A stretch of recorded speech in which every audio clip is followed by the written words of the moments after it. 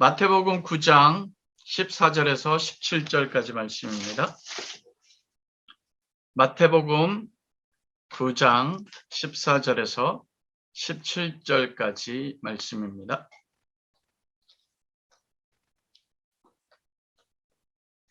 다 찾으셨으면 9장 14절부터 17절 한 목소리로 같이 봉독합니다. 그때 요한의 제자들이 예수께 나와 이르되 우리와 바리새인들은 금식하는데 어찌하여 당신의 제자들은 금식하지 아니하나이까? 예수께서 그들에게 이르시되 혼인집 손님들이 신랑과 함께 있을 동안에 슬퍼할 수 있느냐? 그러나 신랑을 빼앗길 날이 이르리니 그때에는 금식할 것이니라. 생배 조각을 낡은 옷에 붙이는 자가 없나니 이는 기운 것이 그 옷을 당겨 헤어짐이 더하게 되며 새 포도주를 낡은 가죽 부대에 넣지 아니하나니 그렇게 하면 부대가 터져 포도주도 쏟아지고 부대도 버리게 됨이라. 새 포도주는 새 부대에 넣어야 둘이 다 보존되느니라. 아멘. 오늘은 마태복음 9장 14절에서 17절 말씀을 통해서 새 포도주와 새 부대의 비유란 말씀을 가지고 함께 오늘을 나누도록 하겠습니다. 우리가 지금까지 계속적으로 비유, 예수님께서 비유로 말씀하셨어요. 특히 누가복음, 마태복음에 보면 예수님이 반 이상을 얻는 보면 이 비유로 말씀하시는 것을 우리가 보게 됩니다. 그래서 오늘은 새 부대는 새 포도주는 새 부대. 여러분, 이거는 놀랍게도 우리 기독교의 하나님의 말씀이 세상에 유명한 말씀이 몇 가지가 있거든요. 그 중에 가장 대표적인 말씀이 이 말씀이에요. 여러분, 지난주부터 이제는 국회의원 보궐선거도 시작됐고, 그리고 또 어떻게 됩니까? 지방자치단체장 선거, 그래서 용인시장도 뽑아요. 인천시장도 뽑고 서울시장도 뽑습니다. 그리고 각 도와 각 시에 국회의원이 아니고 시의원 그리고 구의원을 뽑습니다. 그런데 여러분, 정치할 때 놀라운 거면 정치인들이 하는 아주 공통된 말이 있거든요. 그게 뭐예요? 새술은 새부대에 담자. 내가 새술입니다. 여러분, 예전에 용인시장 저 사람은 새술이 아닙니다. 저 사람 옛날 묵은 술이에요. 내가 새술입니다. 그래서 새 부대에 담아야 됩니다. 나를 뽑아주십시오.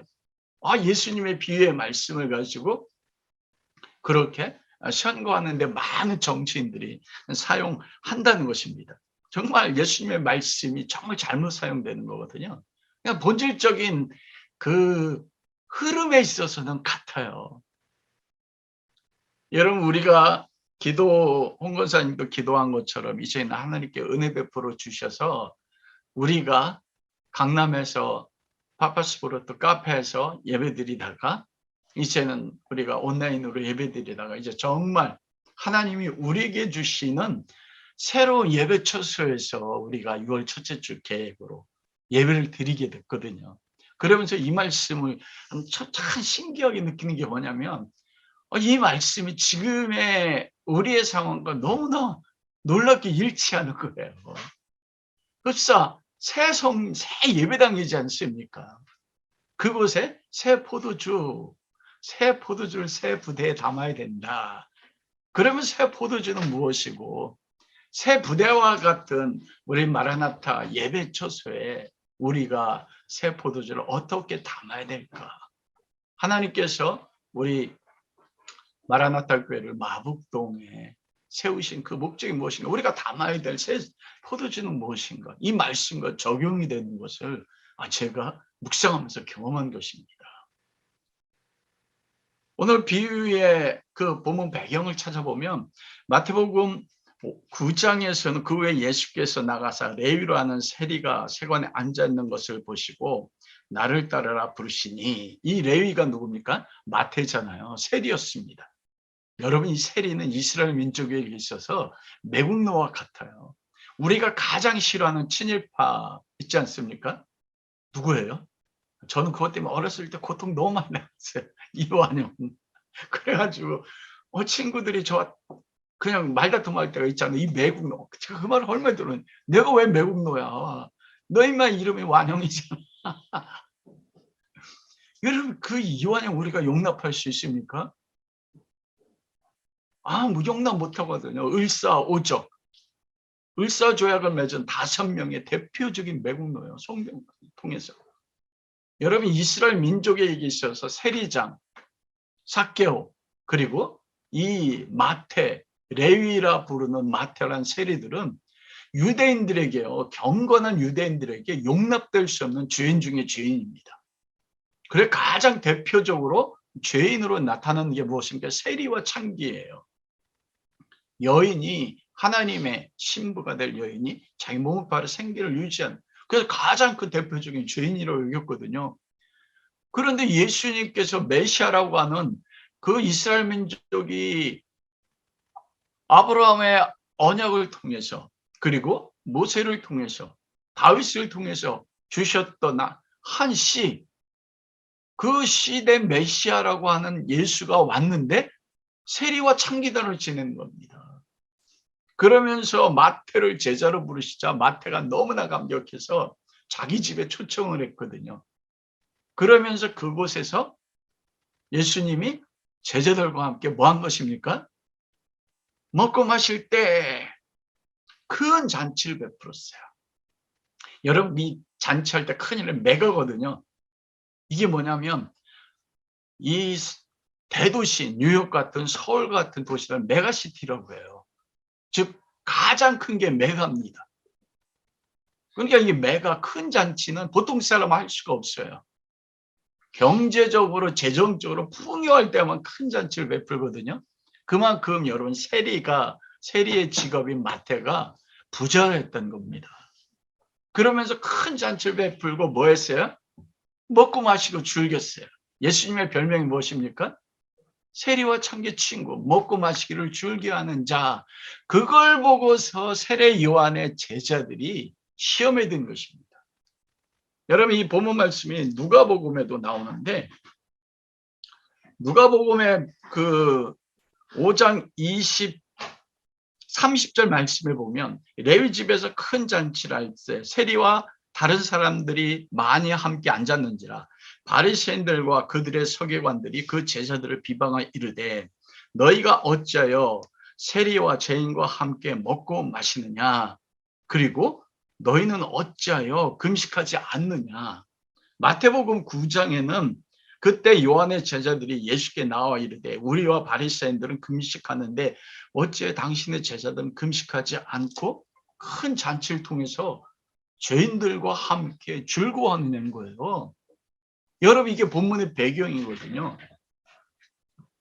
그렇게 말씀하시는 것에 대해서 예수님께서 오늘 하신 것이 본문의 말씀이에요. 그 본문의 말씀이 뭐라 합니까? 예수님께서 마태복음에 보면 예수께서 그들에게 이르시되 혼인집 손님들이 신랑과 함께 있을 동안은 슬퍼할 수 있느냐, 그러나 신랑이 빼앗길 날이 이르니 그때는 금식할 것이요. 여기 보면 참 놀랍잖아요. 신랑과 함께 있을 때 금식하지 않아도 된대요. 금식은 율법입니다, 여러분. 여기서 문제가 되는 것은 금식입니다. 이 금식의 문제 때문에 세례 요한의 제자들도 시험에서 넘어진 거예요. 바리새인과 서기관들도 예수님을 비난하는 것입니다. 왜 금식하지 않고 세리와 함께 먹고 마십니까? 그게 오늘의 본문 말씀이에요. 그러면서 예수님이 하신 말씀이 새 포도주는 새 부대야 담아야 된다. 이게 오늘 본문 비유의 말씀입니다. 지금 문제가 되는 것은 무엇입니까? 금식 아닙니까? 여러분, 우리가 이 시대에서도 금식을 자주 하는 분이 있거든요. 저도 신대원 다닐 때 금식을 많이 했고 요즘은 잘 금식을 못 하는데, 금식이 무엇의 척도 가운데 하나가 됐냐면, 여러분, 금식을 주기적으로 하고 사순절이나 고난주간이 되면 금식하는 분들이 많이 있잖아요. 그래, 우리가 그런 분들을 보면 어떻게 생각해요? 와, 저분 믿음이 좋네. 와, 하나님 사랑하고 신앙이 좋네. 이게 은연중에 오늘날에도 있거든요. 예수님 시대 똑같았어요. 경건한 바리새인과 서기관들은 여러분 1년에 5번 기도했습니다. 그 절기를 거면서 4월, 5월, 7월, 9월, 10월.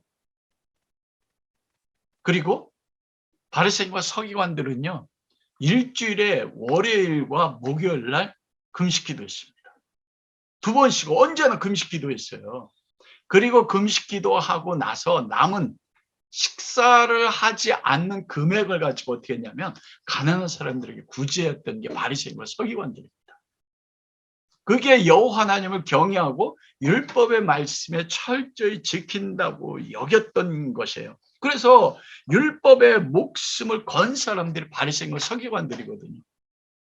요한의 제자, 세례 요한의 제자들은 왜 금식했냐면 메시아가 오실 텐데, 왜냐하면 세례 요한이 주의 오실 길을 예비하는 그 사명을 받았지 않습니까? 그런데 예수 그리스도의 오실 길을 준비하는 준비 가운데 한 가지가 뭐냐면 금식이었습니다. 바리새인과 서기관들이 금식은 그것은 율법을 지켜서 하나님의 말씀에 순종하는 것, 그것이 금식이었는데, 그러나 세례 요한의 제자들은 메시아가 오시는 길을 예비하는 것 가운데 한 가지가 뭐였냐면 금식이었어요. 그래서 세례 요한의 제자들도 일주일에 2번씩 금식했습니다. 1년에 그 4월, 5월, 7월, 9월, 10월 요때 금식하는 날이 있거든요. 10월은 대속죄를 한 번, 10월 15일 그때 금식을 했어요. 예루살렘 성벽이 무너질 때, 예루살렘 성전이 무너질 때 그 금식을 했던 절기가 있었습니다. 그런데 그들이 볼 때 메시아라고 하는 예수님이 세례요한의 제자들이 볼 때 어떻게 금식하지 않는지, 메시아는 무엇입니까? 아버지 하나님의 뜻을 이 땅에 이루기 위해서 오신 분이 하나님의 아들이거든요. 그런데 그 하나님의 아들이 어떻게 제사장, 서기관, 바리새인 모든 경건한 유대인들이 불경건한 죄인 중에 대명사라고 하는 세리와 함께 큰 잔치를 통해 먹고 마시고 즐거워할 수 있느냐? 아마 이때가 무슨 날일 것 같아요? 금식하는 날이었거든요. 일주일 중에서 월요일, 목요일 날 금식하는 날. 그러니까 분명히 이 마태와 함께 잔치했던 날이 월요일이 이제 금요일 날인 거예요. 자기들은 세례 요한의 제자들도 금식하고 있었어요. 바리새인과 서기관들도 금식 주일이 되니까 금식하고 있었어요. 그러면서 경건한, 와우! 금식하면, 저도 금식을 많이 해봤는데 금식하면 무슨 마음이 드냐면, 와, 내가 하나님 앞에 올바로 서 있네? 이런 마음 들까요, 안 들까요? 들죠. 바리새인 서기관도 그랬단 말입니다. 난 율법을 지키는데, 하나님 사랑해서 말씀에 따라 살아가는데 이 예수는 뭐야? 그리스도라고 하는데, 그리스도는 하나님과 함께 말씀을 주신 분이잖아. 그런데 어떻게 말씀을 지키지 않아? 그래서 비난한 것입니다. 여러분, 성경에 금식하라고 하는 율법의 말씀은 딱 한 번 나옵니다. 그게 무엇입니까? 레위기 23장 27절, 29절, 31절. 그거는 1년에 단 한 번 7월 15일 종교일적으로는, 그리고 이 로마력으로 하면 10월 14일 15일입니다. 이때 대제사장이 염소 2마리를 가지고 어떻게 합니까? 자기 자신을 위해서는 수송아지 피를 가지고 지성소에 들어가서 속죄수에 피를 뿌리고 나와서 다시 향을, 향을 가지고 지성소 전체를 다 향으로 채웁니다. 이게 2번째 들어가는 거예요. 그리고 마지막에는 2마리의 염소를 통해서, 하나는 아사셀 염소로 광야에 보내서 광야에 죽게 해요. 죄를 담당하고. 그래서 성문 밖에서 골고다에서 예수님이 십자가 못 박혀 죽는 겁니다. 우리의 아사셀 양이 염소가 되셔가지고 우리의 죄를 담당하시고, 또한 염소는 무엇을 합니까? 완전한 번제와 속죄제를 드려요. 염소의 대제사장이 손을 얹는 순간 1년 동안 이스라엘 민족이 지었던 모든 죄가 대제사장이 대표로, 이스라엘 민족의 대표잖아요. 최고의 영적 지도자. 이스라엘이 민족이 1년 동안 지었던 모든 죄를 염소에게 손을 얹을 때 이게 제사잖아요. 그때 이스라엘의 모든 죄가 염소의 전가가 되고 염소의 완전함이 대제사장을 통하여 이스라엘 민족의 전가가 됩니다. 염소를 목을 베고 가죽을 벗기고 각을 띠고 배설물들은 받겠다 진받겠다 버리고 완전한 번제로 불태워 드린 다음에 그 피를 가지고 대제사장이 지성소에 들어갑니다. 이게 이스라엘 민족의 모든 민족들이 그때 성소 밖에서 성전 밖에 다 몰려 있거든요. 이때 가장 중요해요. 여러분, 대제사장은 발목에 끈이 있다고 했잖아요. 대제사장만 지성소에 들어갑니다. 제사장들은 지성소에서, 그리고 이 옷단 밑에 석류 방울이 있어요. 움직일 때마다 방울 소리가 들리는 거예요. 그런데 지성소에 온 이스라엘 민족의 죄를 담당한 그 피를 가지고 들어갔는데 방울 소리가 안 들려요. 그럼 큰일 난 겁니다, 이거. 왜 안 들려요? 못 움직이니까. 왜 그래요? 이거 지성소에 대제사장이 들어갔다 무슨 일이 생긴 겁니다. 그래서 발목에 딱 끈을 가지고 끌어내는 거예요. 만일 대제사장이 죽었다면. 여러분, 밖에서 기다렸던 모든 이스라엘 민족의 지도자들이 누구를 기다리겠어요? 몇 번째 대제사장이 나올 때 기다리겠어요? 최상이 자기의 죄 때문에 들어가고 그 지성소를 향으로, 기도의 향으로 완전히 가리고 들어간 두 번째도 아니고 몇 번째, 세 번째입니다. 세 번째 들어갈 때, 그때는요, 이스라엘 민족이, 전 이스라엘 민족이 대속죄하려 모든 민족 사람 다 금식합니다. 그리고 세 번째 제사장이 들어갔다가 밖에 나오는 순간, 와! 다 기뻐. 그때. 왜 그래요? 이 염소가 나의 모든 민족의 1년 동안 짓던 모든 죄를 가지고 들어갔는데, 제사장이 대제사장이 살아나왔다는 건 무엇입니까? 죄를 하나님이 그 염소의 속죄피를 받으시고 이스라엘 민족의 모든 죄를 용서하시고, 그때 금식하는 거예요. 그러면 금식이 무엇입니까? 내가 음식을 끊는다는 것만은 나를 죽인다는 거예요. 그때 뭐냐면 나를 죽는다, 이게 뭐예요? 예수님께서 십자가에서 못 박혀 죽으셨어요. 왜 죽으셨어요? 다 이루었다. 너의 죄를 담당하고 죄에 대해서 다 죽으셨거든요. 하나님 앞에서 완전히 죽으신 것입니다. 여러분, 금식은 보통 우리가 금식을 하게 되는데 어떤 것 때문에 금식합니까, 여러분? 어떤 기도 제목, 이루고 싶은 마음의 소원, 이것 때문에 내가 하나님 앞에 하나님 내 힘으로 할 수 없습니다. 그래서 내가 할 수 있는 최고의 희생으로 해서 음식을 끊음으로써 나를 죽이고, 나는 할 수 없으니 주님, 나의 이 기도 제목 이게 응답해 주십시오. 이게 금식이지 않습니까? 근데 대속죄의 날은 금식한다는 건 무엇이냐면, 염소가 대신 죽을 때 나도 같이 죽는 거예요.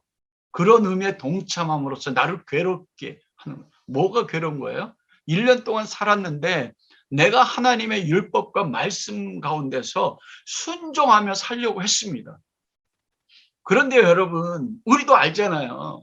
천국은 씨 뿌리는 자의 비유, 천국은 또 이와 같으니 제밭에 씨를 뿌리는 자인데 알곡이 자라는데 또 가라지가, 원수가 뿌렸잖아요. 그래서 그 열매 맺는 알곡이 자라는 그 좋은 땅에 알곡과 가라지가 같이 자랍니다. 주인이요, 이걸 뽑을까요? 가라지. 아니라, 뽑지 말라. 알곡까지 상할 것이다. 언제까지 내버려둬요? 불태울 때, 추수할 때까지요. 추수할 때까지 내 안에 끊임없이 뭐예요? 알곡의 삶도 있지만 좋은 땅인데 내가. 여러분, 그래서 씨 뿌리는 자에서 좋은 땅을 알곡 맺는 게 아니라니까요. 그 다음 비유가. 와, 내가 좋은 땅인데 왜 내 삶이 이렇게 가라지가 많어? 끊임없이 넘어지는 거예요. 길가밭처럼. 근데 1년 내내 이스라엘 민족이 광야 40년도 마찬가지입니다. 하나님의 말씀대로 살려고 하는데 말씀대로 살아난 자가 있어요, 없어요? 못 살아나는 거거든요. 그런데 그 대속죄일 날 염소의 죽음을 통해서 나의 모든 죄, 내가 죽지 않은 내 자아조차도 나의 모든 것이 염소에게 전가가 돼서 염소가 죽어질 때 그 대속을 받아들이면서 금식하는 거. 그러면서 금식은 음식을 안 먹고 죽는 거잖아. 내가 염소와 함께 죽었다. 이거 금식이라고 하는 거예요. 여러분, 그게 금식입니다. 그 딱 1년에 한 번 하나님께 말씀하죠. 근데 이스라엘 민족들은 4월, 5월, 7월, 10월 이때 스스로 금식하라고 금식의 날을 정한 것입니다. 그래 일주일에 2번씩 금식한 것이에요. 경건한 사람들은. 그런데 오늘 본문에 보니까 예수님께서는 금식하는 날 금식하지 않고 그 죄인 중에 죄인이라고 할 수 있는 세리의 집에 가서 먹고 마시는 걸 보고 비방하는 게 오늘 본문의 비유의 말씀인 것입니다. 그래 본문 말씀은 예수님은 당신을 무엇으로 표현했습니까? 혼인잔치집의 신랑으로 표현했거든요. 마태와 함께 참 이게 은혜가 돼요. 마태 집에 가서 죄인의 대표잖아요. 세리가. 여러 사람들이 모였어요. 세리들이 모였어요. 그런데 예수님이 그들과 함께 먹고 마시고 즐거워하세요. 그 마음 이해가 되십니까? 예수님이 이 땅에 오신 목적이 뭐예요? 혼인잔치집의 신랑이라고 했거든요. 여러분 우리가 혼인잔치하면 요한복음 2장 가나의 혼인잔치가 있고 또 예수님이 뭐라고 말씀했습니까? 내가 천국에서 너희와 함께 이 포도주를 마실 때까지 마시지 않겠다. 그건 뭐예요? 천국의 혼인잔치예요. 신랑 되신 예수님이 그리고 온 전 세계의 역사 속에서 부르심 받고 선택받은 신부들이 마지막 때에 아버지 앞에서 아들 신랑 된 예수 그리스도와 함께 세마포 신부의 옷을 입고 천국에서 혼인잔치 어린 양 혼인잔치 참여 이게 하나님 나라의 마지막 참여하는 거 아닙니까? 그런데 그 천국에서의 죄인들이 신랑 대신 예수 그리스도와 결혼해서 신부가 표현된 게 누굽니까? 교회잖아요. 그 교회가 여자잖아요. 호세아가 고멜, 음탕한 고멜 결혼하는 것처럼. 여러분 결혼식은 어떻습니까? 일륜지 대세라고 해서 가장 잔치거든요. 기쁨이에요. 천국의 어린 양의 혼인잔치가 지금 마태의 집에서 어떻게 되는 것입니까? 재현되는 겁니다. 바리새인과 세례요한의 제자들 서기관 몰랐어요. 예수님이 이 땅에 오신 목적이 천국의 혼인잔치를 이 땅에 이룬 거거든요. 그게 마태의 집에서 죄인 중에 죄인들이 구원받아서 예수님 말씀하세요. 그 신랑이 신부를 맞이하는 겁니다. 그러니까 예수님께서 어떻게 해요? 바리새인과 서기관들은 월요일인지 목요일 두 날 중에 어느 날인지 명확하지 않아요. 하나님 앞에 온전한 율법을 지킨다고 금식하고 있는데 예수님은 무엇입니까? 내가 이 땅에 오신 목적은 아버지 하나님의 뜻은 무엇입니까? 아버지께서 아들을 믿는 자에 영생을 주는 게 아버지의 뜻이거든요. 아버지의 뜻을 이루기 위해서 그 뜻이 성취되는 혼인잔치의 대표가 마태의 집에서 죄인이 돌아와서 신랑 대신 예수님과 혼인잔치 하는 거거든요. 그러니까 신랑이 혼인잔치 집에 있을 때 여러분 기뻐해야 됩니까? 그때도 금식해야 됩니까? 기뻐해야 되는 거예요. 죽은 영혼들이 돌아온 거예요. 예수님께서 나는 혼인잔치 집에 신랑이다. 이 신랑이 죄인된 신부가 세마포 나의 피를 염소의 피를 통해서 정결한 세마포를 입고 흠없이 나의 의가 전가돼서 마태가 그리고 거기 그 수많은 사람들이 죄인이잖아요. 왔는데 예수님은 신랑은 너무 기쁘신 것이에요. 그래서 예수님께서 그렇게 말하는 것입니다. 어떻게 금식할 수 있느냐. 그러면서 이 본문의 말씀에 여러분 금식은 지금 무엇을 대표하는 것입니까? 구약의 모든 말씀을 대표하는 거예요. 구약의 모든 율법을 대표하는 거예요. 왜냐하면 금식하라 이게 율법이잖아요. 대속죄일날. 그런데 유대인들은 1년에 4번 그리고 일주일에 2번 바리새인과 서기관들은 이걸 장로의 유전입니다. 율법이 아닙니다. 그런데 금식을 함으로써 율법을 완성한다고 여겼거든요. 근데 놀라운 거 뭐냐면 신랑이 함께 있을 때는 금식을 하지 않는다. 금식을 구약의 율법이라고 생각해 보세요. 신랑이 계신 곳에는 율법이 어떻게 돼요? 지키지 않아도 돼요. 왜 지키지 않아도 돼요? 예수님 뭐라고 했어요? 내가 율법을 펴러 온 줄 아느냐? 나는 율법을 완성하러 왔다. 예수님이 율법을 완성했거든요. 그래서 여자의 후손으로 태어나서 40일, 출산 후 40일이 정결례식을 하잖아요. 어머니 마리아가 정결례식하러 가난했기 때문에 집비둘기 2마리 가지고 올라간 거예요. 그때 바누엘의 딸 안나를 만났고 시므온이란 할아버지를 만난 겁니다. 율법을요. 그리고 12살 때 절기 때 성전에 올라갔지 않습니까? 예수님은 태어날 때부터 죽을 때까지 율법을 다 완성하신 분입니다. 성취하신 분입니다. 그래서 십자가에 죽으셨을 때 다 이루었다. 이게 우리 죄를 죄값을 완전히 다 치르셨다는 의미도 있지만 아버지 하나님이 나에게 말씀하신 모든 율법 아담 이후로 죄인은 의인은 없나니 하나도 없다. 율법을 지킨 자가 있어요 없어요? 없잖아요. 예수님만 율법 완성하셨거든요. 근데 세례원의 제자들은 왜 메시아가 올 때 금식해야 되는데 왜 금식하지 않습니까? 이것 때문에 비난하는 거 바리새인과 서기관들은 뭐냐면 우리는 율법을 완성해서 의롭게 됐는데 당신이 율법을 만든 사람으로 어떻게 율법을 안 지킵니까? 그래서 예수님 그러면 신랑이 있는데 왜 율법 지키냐?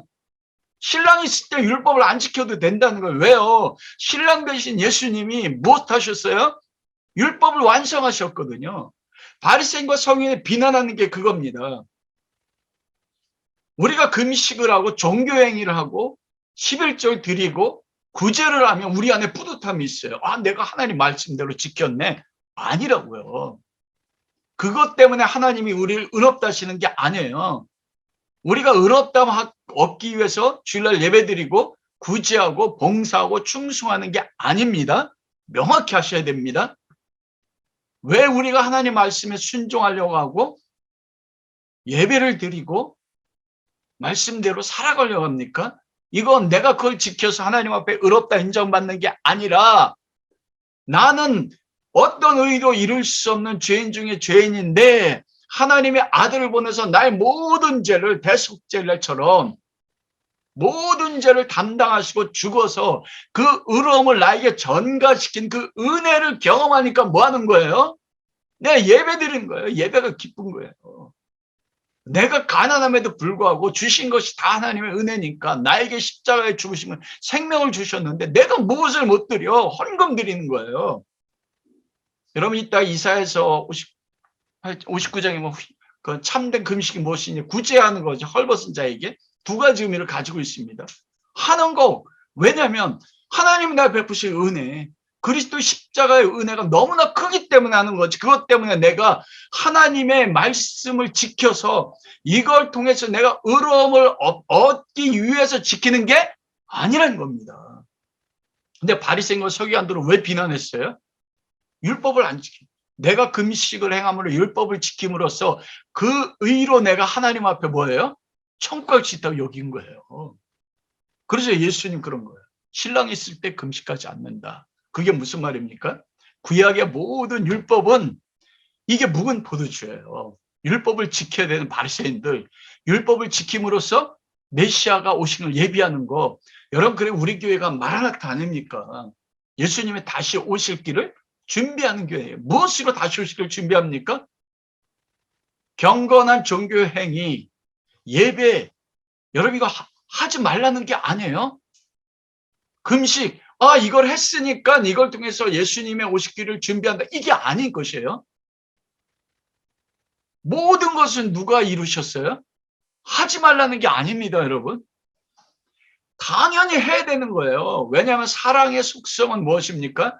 사랑하는 대상자가 원하는 것을 내가 자발적으로 내 영혼의 본성에서 솟아남으로써 해주고 싶은 게 뭐예요? 사랑이거든요. 대가가 없어요. 내가 그걸 해도 순종해도 제사를 드려도 나의 전 재산을 다 바쳐도 내가 사랑하는 상대편이 나에게 아무것도 해주지 않아도 나는 괜찮아요. 왜냐하면 그 상대편이 나에게 뭘 줬어요? 사랑을 주었기 때문에. 그것 때문에 율법을 지키는 거거든요. 그러니까 율법의 완성되신 예수 그리스도가 딱 와 계셨을 때 금식해도 돼요? 안 돼요? 안 하는 겁니다. 왜냐하면 율법을 완성하신 예수님이 이 금식의 율법이 대표되는 금식의 문제도 예수님 조금 있다가 40일 금식 기도한 것도 연관性가지고 있거든요. 여러분 그 율법을 주신 목적이 무엇입니까? 로마 3장 20절 그러므로 율법 행위는 그 앞에 의롭다 하심을 얻을 육체가 없나니 율법으로는 죄를 깨닫게 함이라. 여러분 율법은 무엇입니까? 주신 목적이 이스라엘 민족이 시내산에서 70명의 지도자를 장로를 데리고 시내산에 올라가서 하나님과 언약하지 않습니까? 하나님 모든 율법 맞아 너희가 이걸 지키면 살리라 하자. 이스라엘 백성이 뭐라고 해요? 70명이 우리가 여호와의 모든 율법을 다 지켜 행하리라. 여러분 누가 여호와의 율법을 지켜 행합니까? 이게 유대인들이었어요. 바리새인은 서기관들이에요. 율법을 모든 율법을 지켜 행할 수 있으면 하나님이 제사제도 성막을 줄 필요가 있습니까? 없습니까? 줄 필요가 없어요. 와, 그런데 그게 사람이라고요. 자기들이 시내산에 올 때도 얼마나 원망했습니까? 홍해바다를 앞에 두고도 이스라엘 백성이 모세를 원망하지 않았습니까? 그 홍해바다에서 시내산까지 오는 여정 가운데도 그들이 신광야를 통과하면서 하나님을 원망하고요. 모세를 원망하지 않았습니까? 근데 그들이 어떻게 율법의 말씀을 다 지킨다고 말합니까? 율법은 죄를 깨닫게 해서 왜냐하면 율법으로는 의롭다함을 얻을 육체가 없는 거예요. 근데 바리새인과 서기관들은 어떻게 했어요? 율법으로 대표하는 금식을 지킴으로써 하나님 앞에 의로움을 얻으려고 하는 것이에요. 율법은요 나의 죄를 깨닫게 하는 거예요. 죄를 깨달음으로써 내 스스로는 율법을 지킬 수 없어서 나는 이젠 죽을 거 오라 나는 어째 권관자로다 이 사망에서 누가 날 건져내랴 이게요 죄를 깨닫기 전에 거듭나기 전에도 거듭난 후에도 끊임없이 반복되는 거예요. 근데 그게 좀 이따 나는 금식이거든요. 그러면 율법으로 내 죄를 깨달으면 내 죄를 해결할 수 있는 어떤 존재가 없어요. 그러니까 그런데 율법을 완전히 성취하신 분이 계세요. 그분이 누구예요? 예수 그리스도. 그러니까 나는 그 율법을 통해 정죄, 너 죄인이야, 길티, 유죄. 판사가 유죄. 그럼 감옥에 가야 되는데 그때 어디로 갑니까? 죄를 깨닫고 그 죄를 가지고 그리스도에 가는 거예요. 예수님께 가는 거예요. 여러분 그게 율법의 주신 목적이에요. 우리가 신앙 가운데 잘못되어 있는 가운데 하나만 지성명 감천이라는 겁니다. 내가 치성을 드리면 그게 우리 어머니들 예전에는 아파트가 없었지 않습니까? 다 뒷뜰에 가면 뭐가 있었어요? 장독대. 거기다 물을 떠놓고 새벽에 목욕하고요. 그 앞에서 손을 이게 치성이거든요. 그러면 하늘이 감동해서 아들, 남편 복 준다고 여겼거든요. 근데 그게 기독교 교리에 들어와 있습니다. 지성이면 감천이 맞습니까? 아닙니다. 하나님은 하나님의 경륜과 섭리에 따라서 예수 그리스도 안에서 창세에 선택한 자들을 천국이 침노에 들어와서 우리 안에 있는 길가밭, 돌짝밭, 가시덤불을 하나님의 미랄 대신 예수님이 우리 안에 쳐들어오셔서 죽으셔서 우리를 바꿔나가시는 거거든요. 지성이면 감천과 다른 것입니다. 그리고 예수님께서 이 금식에 대해서 말씀하셨던 가운데 한 가지 성경은 이 금식이 성도들 교회 인생의 전체가 금식이래요. 저희 말씀을 묵상하면서 이 설교도 다른 목사님 설교 듣고 보면서 이게 놀라는 거거든요. 신명기 8장 1절 3절 이게 너무나 잘한 말씀이잖아요. 내가 오늘날 명하는 모든 명령을 너희는 지켜 행하라. 그리하면 너희가 살고 번성하고 여호와께서 너희 열조의 맹세한 땅에 들어가 그걸 얻으리라. 이게 가능해요? 명령을 지켜야 되는지 가나안 땅에 들어가는데 명령을 지킬 수 있는 사람이 있습니까? 없습니까? 그럼 어떻게 하면 여기서 절망입니다. 이게. 의인 없나니 하나도 없도다. 로마서 3장에서 그러잖아요. 이게 율법이잖아요. 우리를 복음으로 이끌어 간다고요. 2절 내 하나님 여호와께서 이 40년 동안 너로 광야의 길을 걷게 하신 것을 기억하라. 이는 너를 낮추시며 너를 시험하사 내 마음이 어떠한지 그 명령을 지키는지 안 지키는지 알려 하심이라. 여러분 어떻게 그래? 마음이 드러났어요? 안 드러났어요? 낮췄거든요. 굶주리게 하고 목마르게 하고 그걸 통해서 이들이 전심으로 나를 믿는 걸 시험했어요. 40년 동안 어떻게 했습니까? 넘어졌어요. 원망하고요. 싸우고요. 음란하게 모압족 여인과 미디안 여인들과 시몬족 속에 모든 죄를 범했거든요. 그런데 광야 40년을 목적하신 하나님의 목적 그 다음에 너를 낮추고 너를 줄이게 하시며 또 너로 알지 못하는 내 열조도 알지 못한 만나를 내게 먹이신 것은 사람의 떡으로만 사는 것이 아니요 여호와의 입에서 나오는 모든 말씀으로 사는 줄을 너희로 알게 하심이라. 여러분 이스라엘의 광야 40년은 이스라엘 백성의 인생 전체잖아요. 그거는 다른 말로 얘기하면 우리가 영적인 이스라엘. 왜냐하면 스데반이 설교할 때 이스라엘 민족이 광야 40년의 삶을 뭐라 표현했습니까? 광야 교회에 있을 때 이스라엘 민족이 40년 광야 삶을 광야 교회라고 했어요. 스데반 교회다. 교회가 40년 동안 광야 생활하는 게 뭐냐면 교회가 이 땅 가운데 살아가는 교회의 전 인생의 삶이에요. 성도로 표현하면 내가 이 땅 가운데 살아가는 나의 인생의 전체 횟수를 뭘로 표현했어요? 40년. 그런데 그 40년이 늘 한마디로 이야기하냐면 그 광야 40년 인생을 주신 목적이 딱 두 가지 나오는데 낮추고 시험하고 줄이게 하심입니다. 그 2절에 보면 너를 낮추고 밑바닥이 되면 낮추고 너를 시험한 것은 네 마음이 어떤지 이게 뭐냐면 죄인인 걸 알게 하신다. 네가 스스로 너의 노력으로는 내가 명하는 모든 명을 지켜 행할 수 없다. 와 이게 신명기 8장 1절 3 복음입니다. 하나님이 왜 광야 우리의 예수 그리스도를 믿고 어린 양의 피로 문설주에서 구원받았잖아요. 모세와 함께 홍해 바다를 통해 세례를 통과했잖아요. 이게 그리스도인 아닙니까? 근데 왜 광야 40년 동안에 줄이고 목마르게 하고 시험을 받게 하냐고요. 여러분 우리 솔직하게 얘기해 보시죠. 예수 그리스도 믿고 나서의 삶이 괴롭습니까? 막 그 모든 잔치하는 것처럼 행복만 있습니까? 왜 이렇게 괴로운 게 많은지. 광야 인생이에요.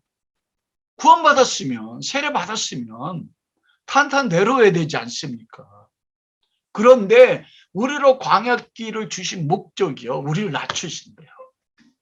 그리고 3절에 보면 줄이게 하신대요. 이게 뭐냐면 금식이에요. 못 먹게 하는 거예요. 때론 정말 가난해서 못 먹게도 하고 그래서 줄이게 하니까 음식이 떨어졌잖아요. 굶주렸잖아요. 이집트에 가져온 음식이 떨어졌단 말입니다. 원망하는 거죠. 그건 뭐냐면 내 존재가 무엇인지 알게 하시는 거예요. 그리고 3절 만나를 내리셔서 하나님 공급 이 만나가 무엇입니까? 하늘에서 내려온 살아있는 생명의 떡 예수 요한복음 말씀하죠. 오병이어 기적을 베풀고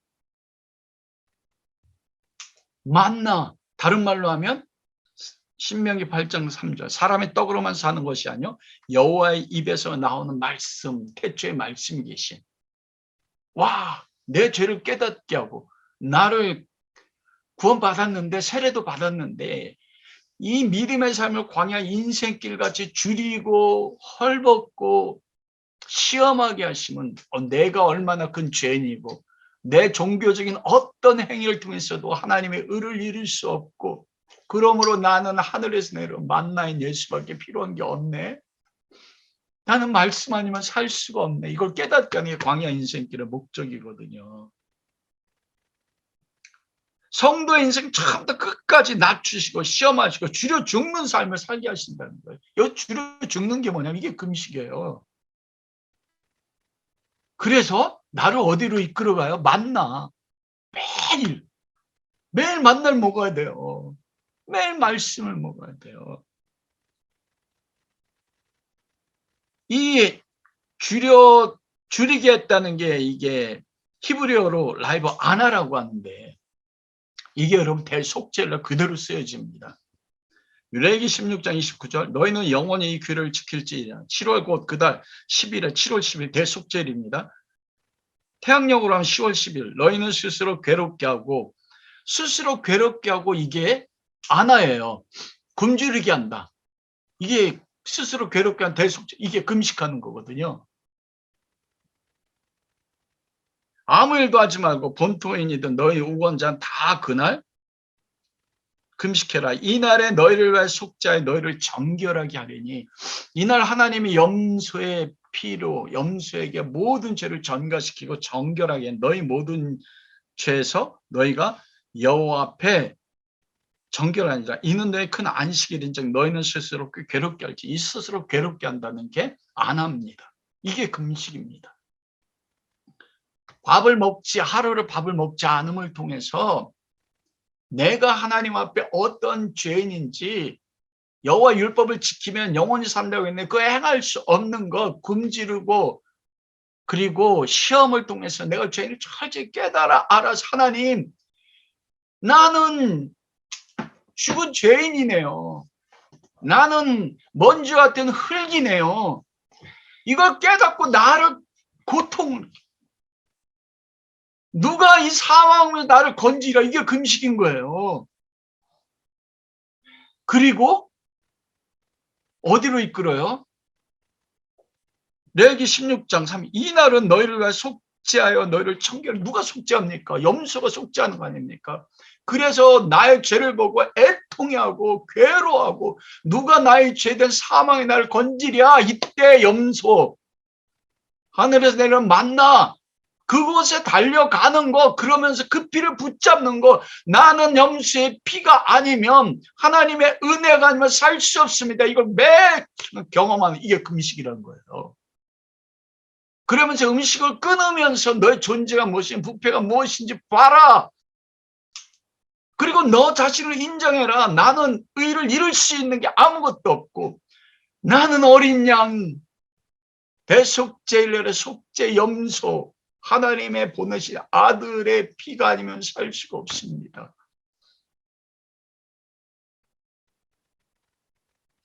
그게 그런 고백을 드리는 그게 바로 금식이라고. 그래서 대속죄를 금식하는 우리 성도의 전 인생을 요약하며 하나님 앞에 바쳐지는 최고의 삶의 전체가 뭐예요? 금식이에요. 매 순간 나는 하나님 앞에 나의 죄를 바라보고 그래서 여러분 복 있는 자가 누구예요? 심령이 가난한 자. 내 안에 의가 없는 거 매일 깨닫는 거. 이게 금식하는 목적이에요. 왜냐하면 내 음식을 끊어서 내 힘으로 내 의로 난 살 수 없는 존재입니다. 내 안에 죄밖에 없습니다. 그러니까 애통하고 의에 줄이고 목마른 거. 의가 누굽니까? 하나님의 완전한 율법을 맞춰서 의를 예수 그리스도를 목마른 거예요. 그게 금식이 그게 복인데 그래서 우리 성대 전체 삶이 금식의 삶입니다.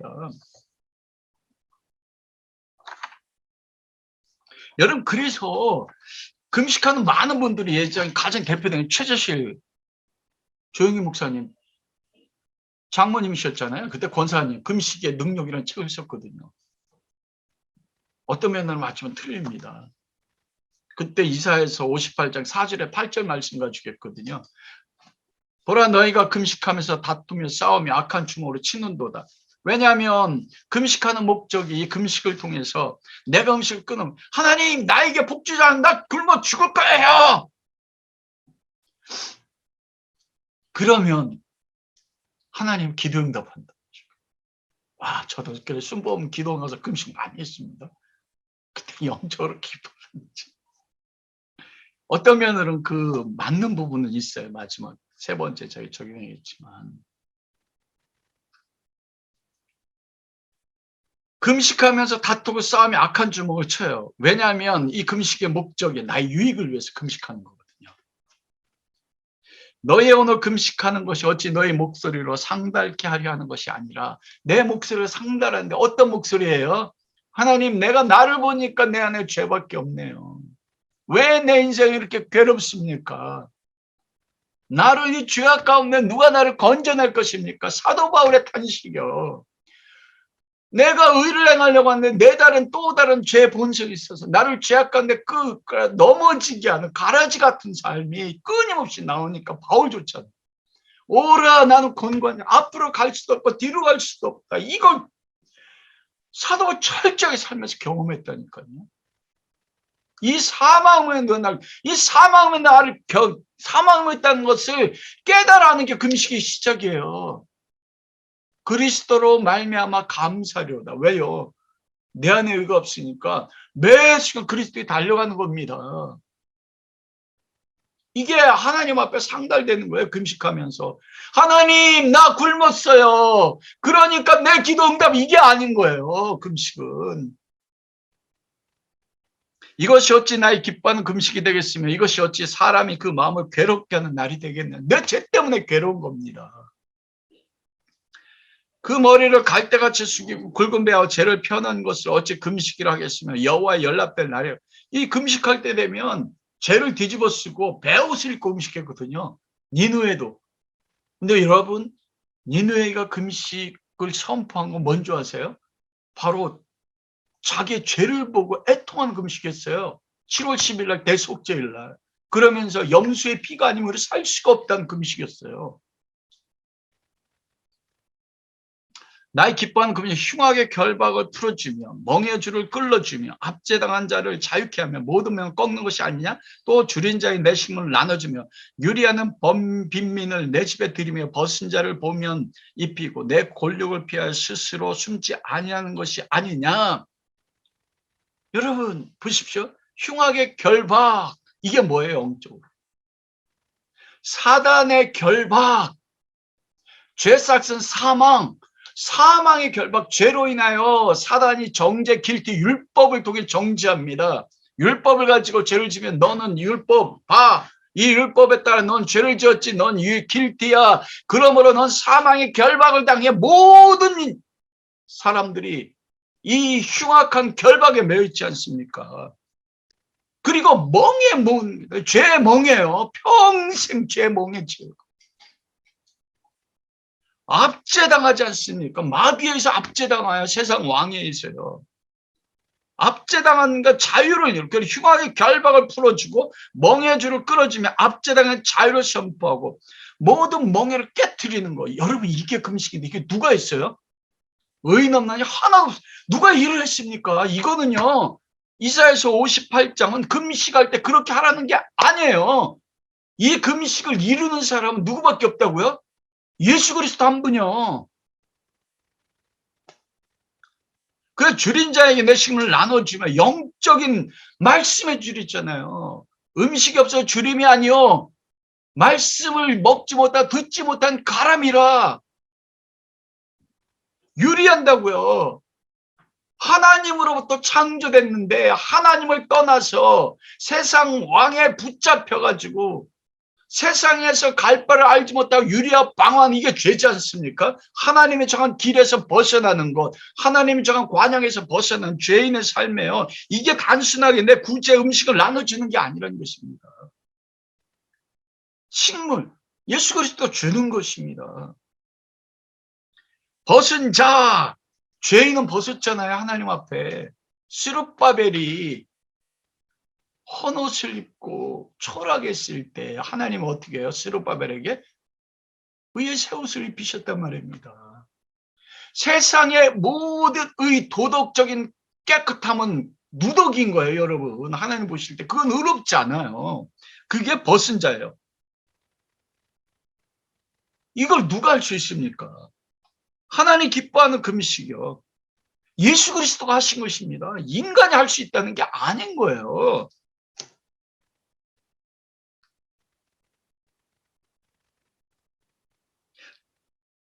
줄이고 헐벗고 약한 자들을 내 것을 통해 섬기는 거잖아요. 영혼에 줄이고 영혼에 헐벗은 자는 여러분 구제를 통해서 그 영혼에 줄이고 목마르고 헐벗은 거 입힐 수 있어요? 먹일 수 있어요? 그 사람 또 넘어집니다. 그거 하지 말라는 게 아니에요. 잘 알아들어야 돼요. 오목상 하지 말라고 했다고 또 하지 마세요. 영혼의 목마름, 영혼의 헐벗은 거 누구밖에 못합니까? 예수 그리스도가 먹으셨거든요. 생명의 떡으로 예수님의 살과 피로 우리의 목마름을 피로 채우시고 우리의 금지를 예수님의 살로 먹이시고 우리의 헐벗음을 예수님이 이루어내신 의의 세마포로 입히시는 것. 예수 그리스도만이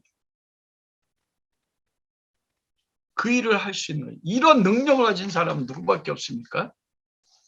예수 그리스도. 여러분 그래서 예수님의 공생의 삶의 시작이 딱 두 가지로 시작됩니다. 세례 받으시는 것과 세례가 뭐예요? 죽는 거잖아요. 물에 완전 잠겨. 우리는 장력이라 천수하지만 물에 완전 잠겨 뭐예요? 내가 물에 잠겨 죽는 거예요. 말씀이 죽어요. 세상에 대해 죽고 내 자아에 대해 죽고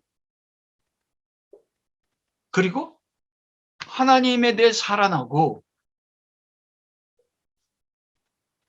의에 대해 죄인이 의로 살아나는 것 그리고 세례가 마치가 성령의 충만한 비들같이 임하시자 성령님이 예수님을 어디로 몰아가셨어요?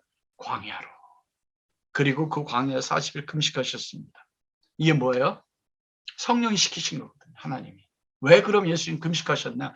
많은 사람들이 예수님 40일 금식했기 때문에 금식한다 이렇게 하거든요. 사실은 그게 아닙니다. 금식한 목적이 여러분 이 40일은 이스라엘의 광야 40년의 상징적 기간이에요. 염탐꾼이 12명의 정탐꾼이 가나안 땅에 들어 정탐할 때가 며칠이었습니까? 40일이었어요. 너희가 정탐한 40일 한 날을 1년으로 해서 40년 동안 뭐라고요? 너희가 광야에서 유리하다가 죽을 것이다. 이 광야가 광야교회라고 했잖아요. 예수님이 40일 동안 금식하신 것은 뭐예요? 이스라엘 민족이 40년 광야 기간 동안에 교회 전생의 삶을 함축해서 40일 금식함으로써 예수님이 뭐 하신 거예요? 교회가 살아야 되는 금식의 삶. 왜냐하면 이스라엘 백성은 40년 동안 금식의 삶, 줄이고 목마르고 헐벗게 하고 시험했는데 이스라엘이 통과를 했습니까? 통과를 못했습니까? 통과 못했거든요. 그 다 죽었어요. 광야 40년 동안. 그걸 이루지 못했어요. 왜냐하면 광야를 통과해야만이 어디 들어갑니까? 약속의 땅 가나안 땅에 들어가거든요. 그 다음 세대는 믿음으로 들어간 것입니다. 왜 무엇을 믿음으로요? 예수님이 이루어놓으신 이거요. 십자가의 사건 그리고 40일 예수님이 금식한 사건을 그것이 덧입혀져서 그걸 믿음으로 이 세대는 들어간 것입니다. 이게 40일 금식 기도는 복음의 사건입니다. 광야 교회가 광야 40년 동안 이스라엘 민족이 이루지 못한 그 40년의 광야 삶을 40일을 40년으로 하나님이 치셨잖아요. 40일 정탐을. 그래서 예수님이 40일을 하나님이 어떻게 한 겁니까? 40년 이스라엘 민족의 짐을 대신 지고 40일 동안 40년의 모든 약속의 이스라엘 광야 교회의 40년 생애를 예수님 오실 때까지 40년입니다. 저의 또 생애 전부가 40년입니다. 나는 할 수 없어요. 우리는 금식의 삶을 못 살잖아요. 단순히 굶는 게 아니라고 했잖아요. 근데 그 금식의 삶을 누가 사신 거예요? 예수님은 광야 40일 동안 금식하시면 이루신 거예요. 그때 어떻게 합니까? 목마르고 줄였어요. 광야 40년 동안 신명기 8장 1절을 뭐래요? 줄이고 목마르게 너를 시험하면 너의 죄를 깨닫게 하고 사람이 떡으로 사는 게 아니라 뭐로 산다? 말씀으로 살게 하는 거 통과를 못했잖아요. 근데 예수님 어떻게 해요? 우리의 그 모든 걸 대신 40일 동안 줄이고 목마르고 시험을 받았어요. 누구한테 시험 받았어요? 그래 마귀에게 세 가지 시험 받은 겁니다. 육신의 정욕, 안목의 정욕, 이생의 자랑. 네가 하나님의 아들이면 하나님의 아들 맞잖아요. 돌이 떡병되게 할 수 있습니까? 없습니까? 능력이 있습니다. 근데 안 하셔요. 자기가 죽는 거예요. 우리는 우리 자아가 죽지 않지 않습니까? 하나님의 아들이면 하나님 아버지 앞에 아들의 권위, 영광, 능력 이 모든 걸 어떻게 합니까? 죽이신 거예요. 시험을 받으실 때. 와, 이게 복음이에요. 예수님의 사실이. 와, 저도 전에는 나도 어떻게 내 생에 한 번 예수님 저 40일 금식 기도하면 이게 소망했었거든요. 근데 아니. 예수님이 우리가 살아야 되는 광야 40년에 금식의 삶을 예수님께 다시 사신 거예요. 그래서 예수님 금식 이때만 하고 금식하니까 말씀이 안 나오는 겁니다. 다 이루셨기 때문에. 자기 부인의 모든 우리 대신 성도의 전 생애를 금식으로 40년 광야를 살아야 됐는데 우리는 못 사니까 예수님 대신 40일 금식하면 살아내신 거예요. 우리는 마귀의 시험하면 넘어지고 쓰러지는데 예수님이 그 시험을 통과하고 이기셨어요. 그리고 그 삶을 어떻게 해요? 우리에게 전가시킨 것입니다.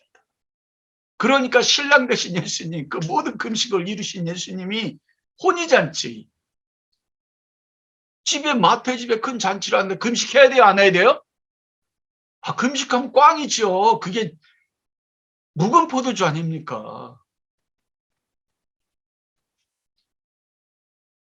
그 새술, 이게 새 포도주고 새 부대입니다, 이 삶이. 주님이 하셨던 삶을 내가 누리는 거. 그러면 새 포도주와 새 부대, 새 옷을 입은 주인공들은 무엇하는 것이에요? 매 순간 예수 그리스도 덕분에 더 이상 영적으로 줄이지 않고 금식하지 않고 신랑이 베푸는 혼인잔치를 즐기는 그리스도와 함께 있을 때. 그게 오늘 본문의 상반절의 말씀입니다. 그러면서 은혜를 누리는 것입니다. 우리가 왜 괴로웠냐면 내가 그래도 주님이 나에게 이런 십자가 은혜를 베푸셨으니까 이게 나쁜 게 아니거든요. 인간이 본성적으로 가지고 있어요. 아담의 속성. 내가 옳고 그름을 판단해서 옳다고 여기는 선한 것을 드리고 싶어요. 하나님 앞에. 그렇지 않습니까? 그래서 금식도 그래서 해요. 인정받기 위해서. 근데 그게 아니라는 거예요. 어떤 것도 하나님을 너희는 더 이상 너희가 가진 거 하나님을 인정하게 할 수 있는 게 없어. 나의 아들 다 이루었어. 나를 기쁘게 하는 것 딱 한 가지. 그게 뭐예요? 믿음. 믿음 없이는 하나님을 기쁘시게 할 수 없나니. 아들 예수 그렇게 이런 걸 그냥 거짓처럼 받아들여서 그것을 나의 삶의 전부를 삼아서 그 그리스도의 은혜로 기뻐 즐거워하는 거야. 내 삶의 당장은 다 찌그러져는 것 같고 아무것도 이루어지지 않는 것 같은데 그럼에도 주님의 은혜와 긍휼이 나에게 있고 우리 가정이 있다는 믿음. 그러니 그 믿음을 가진 사람이 내가 병들었고 굶주리고 인정받지 못한다고 해서 와 인정 쓰고 세상 끝났어. 아니지 않습니까? 기뻐하는 잔치를 사.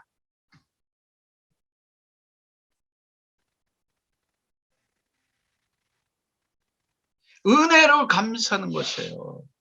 왜냐하면 우리 인생 속에 내가 그리스도를 사랑하는데 사랑해서 나를 드리고 싶은데 어떻습니까? 매 실패하지 않습니까? 어느 때 내가 정말 좀 살았는데 길가박 같아요. 내 안에 돌짝이 사라졌다고 했는데 또 내 안에 돌짝밭이 있어가지고 세상의 환란이나 고통이 오면 넘어지고 가시덤불같이 재물에 대해서 인정에 대해서 이 모든 걸 돌파했다고 여겼는데 또 똑같은 팩트 사실이 나를 넘어지게 하는 것입니다.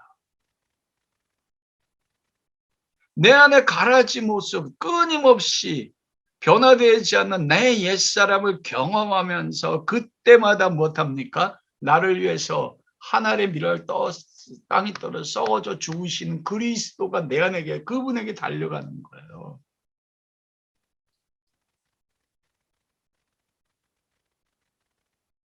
그분의 은혜만을 붙잡는 자기 부인의 삶. 그게 금식이에요. 그게 새 포도주 대신 그리스도를 사는 새 부대의 삶입니다. 우리는요, 하나님 앞에 내가 무언가를 다 드려서 성공할 때 내 자신이 부인되는 게 아니에요. 세례 요한의 제자들처럼 바리새인처럼 열심히 무슨 종교적인 행위나 금식이나 율법을 지킴으로써 새 포도주가 되고 부대가 되는 게 아니에요. 이거 하지 말라는 거 아닙니다. 여러분 끊임없이 말씀드려요. 사랑하기 때문에 해야 돼요. 근데 넘어진단 말입니다. 그때마다 오란한 곤고한 자리를 끊임없이 경험할 때 그 내가 실패함으로써 내 안에 옛사람이 죽어지는 걸 경험하는 거예요. 그리고 내 옛사람이 죽어질 때 내 안에 누가 삽니까?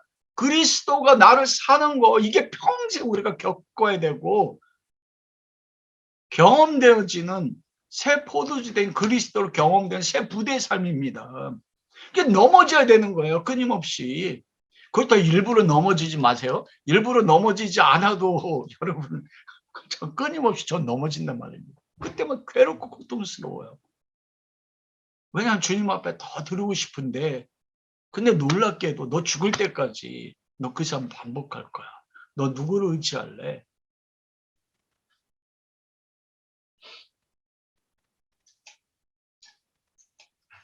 그게 금식이에요. 삶. 오라 나는 곤고한자로다. 이 사망의 몸에서 누가 나를 건져내랴 외치는 삶이요.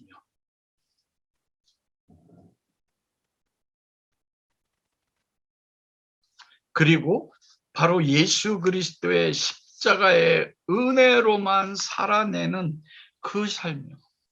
그런데 여러분 오늘 본문 말씀 속에 주님께서 너희가 금식할 때가 온다. 어느 때입니까? 신랑이 빼앗길 때. 이게 이제 우리의 삶의 현실로 적용되는 삶인데요. 신랑이 빼앗길 때는 언제입니까? 예수 그리스도가 십자가에 못 박혀 죽을 때 금식한다는 거예요. 여러분 그런데 지금까지 금식이 뭐라고 했습니까? 음식을 끊고 하는 금식이 아니라고 했습니다. 대속죄일 날 내가 음식을 끊음으로써 나는 내 안에 있는 나의 죄된 본성은 내가 죽일 수 없기 때문에 십자가에서 대속으로 죽으신 그리스도의 죽음으로써 내 자아가 죽어지는 게 금식이라고 했습니다. 그래서 신랑이 빼앗기는 날 예수님께서 우리의 모든 죄를 담당하시고 십자가에 못 박혀 죽어지는 그때 나도 믿음에 따라서 그리스도 안에서 죄와 사망과 내 자아에 대해서 언제 죽어져요? 십자가 예수님 못 박혀 죽을 때 그때 내가 죽지 않습니까? 우리가 그리스도의 은혜를 언제 처음 경험합니까? 내가 내 죄를 깨달았어 율법으로.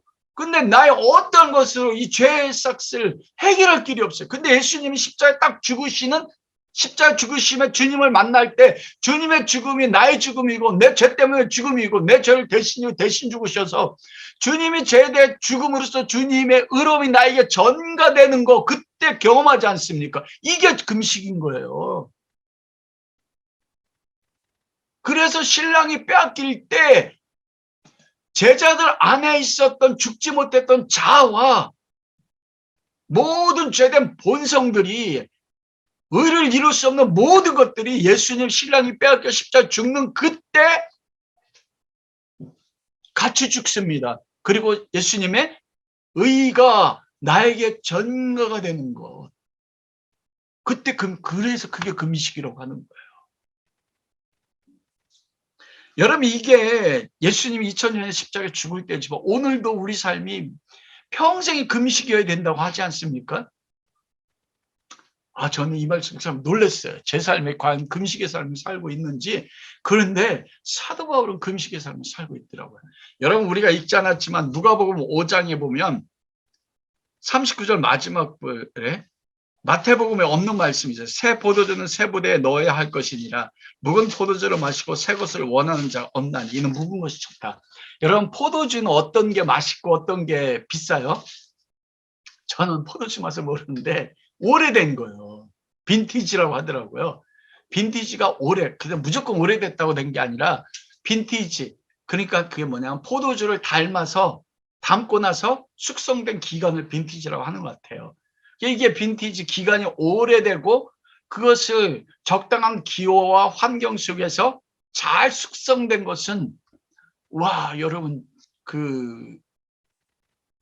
포도주 한 병에 5천만 원짜리도 있고, 포도주로 한 샴페인 같은 경우요 4천만 넘는 것도 있더라고요. 한 병에. 그러면서 묵은 포도주가 맛있대요. 이게 무슨 말씀이냐면, 여러분, 우리가 믿음의 삶을 살아갈 때 묵은 포도주가 좋다는 것은 무엇이냐? 내가 세상적으로 하나님 앞에 나의 의로움이, 제가요 목사로서 설교도 잘하고 기도도 하고 주일도 지키고 신방도 열심히 하고 헌금도 10분의 1이 아니라 5분의 1 막 이렇게 헌금도 많이 합니다. 그러면 내 안에 어떤 마음이 있어요? 나는 의롭네. 이 바리새인과 서기관들이었거든요. 사도 바울이 율법으로는 흠이 없다. 그래서 스데반을 돌로 쳐준 게 그것이면 나는 의로운데 이는 율법도 안 지키는 거야. 우리가 하나님 앞에 묵은 포도주요. 내가 어떤 종교적인 외적인 행위, 안식일 주일을 지키고 구제하고 어떤 사명교회에서 봉사를 열심히 하면 그러면 우리는 어때요? 처음에 나눴지만 나는 믿음이 괜찮네. 나는 하나님 뜻대로 살아가고 있어.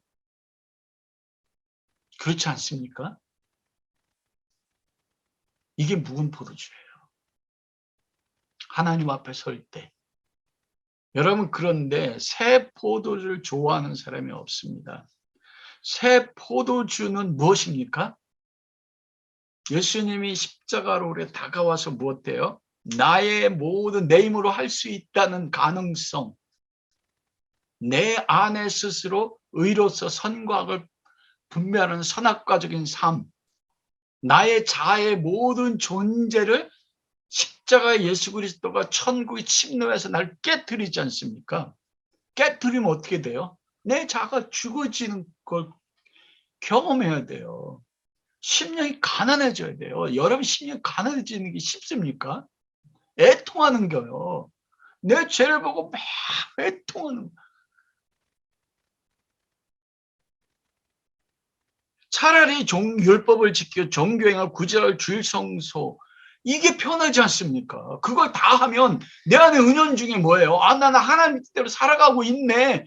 이게 쉽습니까? 아니면 그 행위를 하는데도 죄악이 끊임없이 나에게 차고 들어와서 내가 어떤 구체적인 실적인 죄를 안 짓는데도 하나님의 영광 앞에 서니까 말씀이 나에게 하나님 앞에서 살아있어. 자외 운동력에서 자외 날성과 같이 어떻게 한다고요?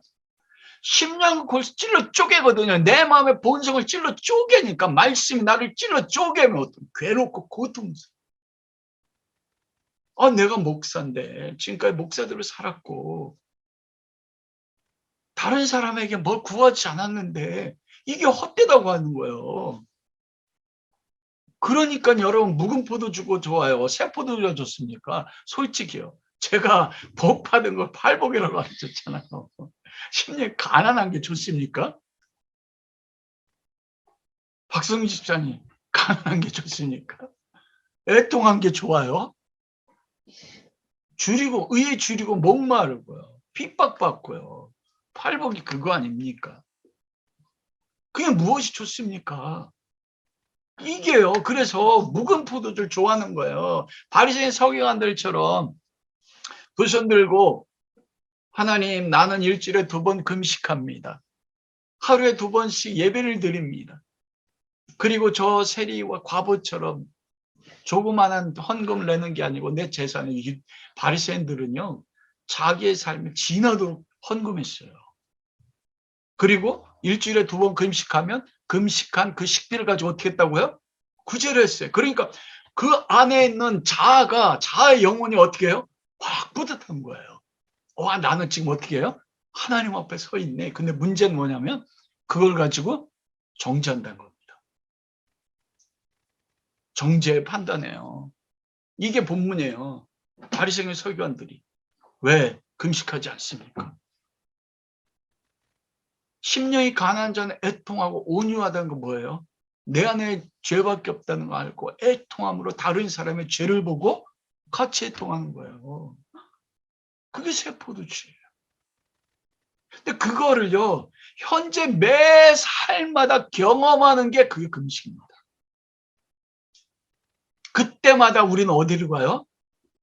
나는 내가 죽을 수 없으니까 내 안에 가라지와 길가밭과 돌짝밭과 가시덤불을 가지고 주님 이걸 경험하니까 나에게 말씀이 권능으로 가는가. 그럼 매번 내가 죽을 수 없으니까 또 십자가의 주님 앞에 가서 주님과 함께 죽는 거예요. 내 자아에 대해서. 이게 매번 현재 이루어지는 금식인 것입니다. 그래서 성도의 평생 삶이 무슨 삶이라고요? 광야의 삶에서 줄이고 목마르고 시험받고, 그래서 광야 40년의 금식을 예수님이 40일 동안 금식으로 살아내, 우리가 살 수 없으니까. 그래서 주님 앞에 나아가서 그걸 전가받고서 사는 삶이 금식이었어요. 현재 끝까지 죽을 때까지. 말씀을 마치도록 하겠습니다.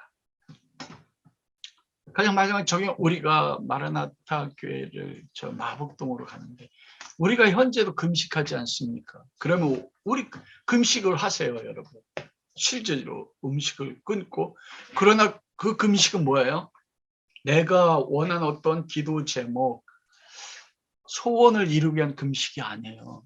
예수님이 금식은 우리를 짓지 못한 인생의 40년의 그 삶, 줄이고 목마르고 헐벗고 시험 당한 것을 대신, 이사야서 58장 4절부터 보면 흉악의 결박을 끌어주고 다른 영혼들이 죄의 흉악의 결박에 붙잡혀 있고 굶주리고 있고 헐벗고 있을 때 그 영혼들을 위해서 예수님이 40일 금식하셨고 십자가에 죽을 때가 예수님 삶 금식이었잖아요. 그거를 내가 대신 지고 그 영혼의 구원을 위해서 뭐 하는 겁니까? 금식하는. 그거는 어떻게 해야 돼요? 그게 작은 십자가를 지는 작은 예수 그리스도인들의 작은 그리스도의 십자가 안에서 지는 금식의 삶이에요. 또 그 금식은 성령이 예수님을 광야로 몰아가지 않았습니까?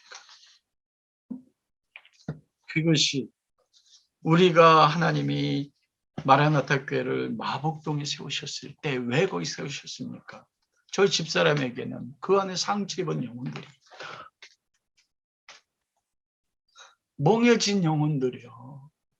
그들을 위해서 내가 멍해지고 흉하게 결박했을 때 예수님 십자가에 대신 죽으셨거든요. 금식하시면서 대신 그 모든 걸 통과하셨거든요. 누가 그 영혼들을 위하여 금식하며 그들의 흉악의 결박을 끊어줄 자 누구냐? 여러분들의 가정 안에서도 흉악의 결박을 끊어주기 위해서 여러분이 짐을 지고 십자가에 죽으시는 금식을 살아야 될 대상자 있지 않습니까? 마복동에 그 영혼들이 있는 거예요. 우리 주변에 흉악의 결박에 헐벗어서 갈 바를 알지 못하고 방황하는 그들을 위해서 금식하도록, 그 상처 입은 영혼들을 치유하는, 그를 통해서 우리 마라나타 교회를 새로운 예배 주제에 부르신 것입니다. 그런 은혜가 우리들 통해서 함께 하시기를 주님의 이름으로 축원합니다.